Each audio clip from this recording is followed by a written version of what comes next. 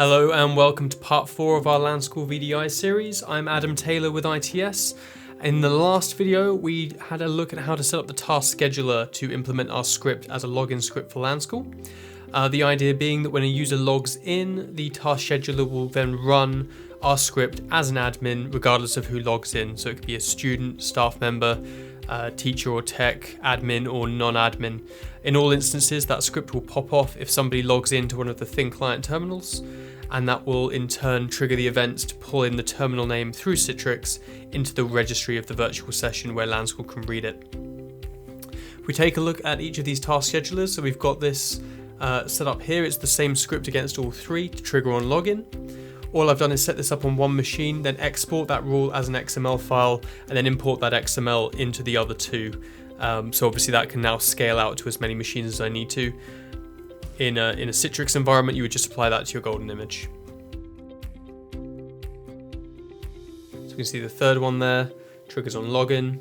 And now these machines are ready to go. So as soon as they're restarted, and then for every subsequent login after that, I'm going to begin the process of taking the terminal name through Citrix XenDesktop, through the push client utility, and landing it promptly in the volatile environment of the registry in Windows, where we will then copy it into the LanSchool machine name folder, and that will allow us to identify each of these sessions in the LanSchool consoles as the terminals.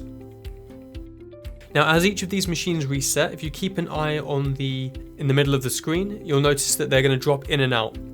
So as they're rebooted, the old sessions will drop off. As they come back to the login screen, they'll reappear as unauthenticated sessions where it says not logged in.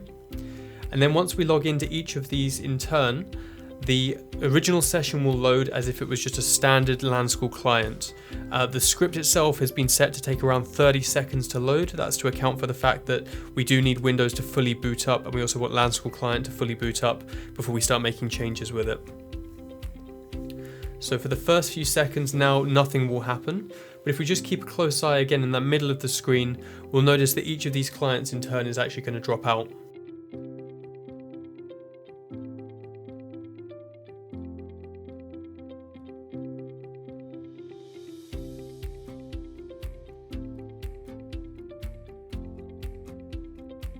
Now for our tech console on the left and our safety console in the center, this is on channel 0, so it's going to see these clients drop off and then reappear elsewhere.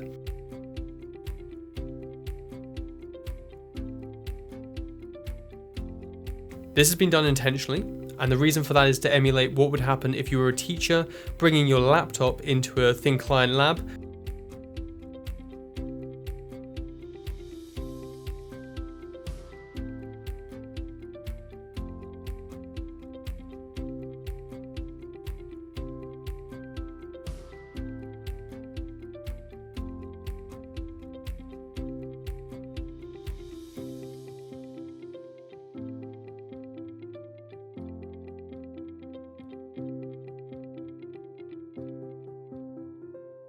And if you wanted to load the thin client terminals into your laptop interface, exactly how you'd go about doing that from a different channel.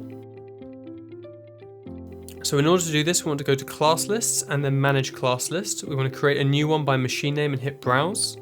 That's now going to find all the LanSchool clients on your network that are running the LanSchool student. And here we can see our 3 terminals sitting just outside in various channel numbers at random. I want to add these to the list and then save that list.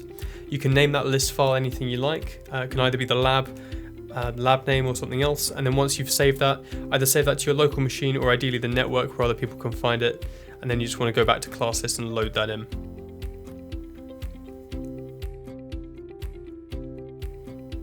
And there you go, you've now loaded your 3 thin client terminals in.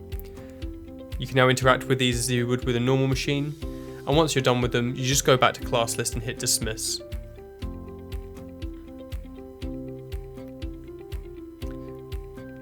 Once again, go to class list. Now that we've loaded it once, it's now added to this list, so you can quick select it at any time.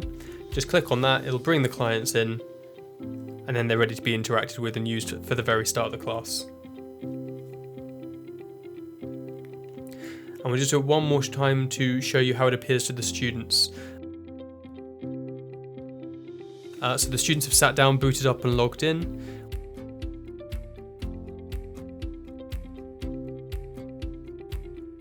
Once you've loaded them in, they're going to get an on-screen notice just letting you know that you've begun the class and loaded them in.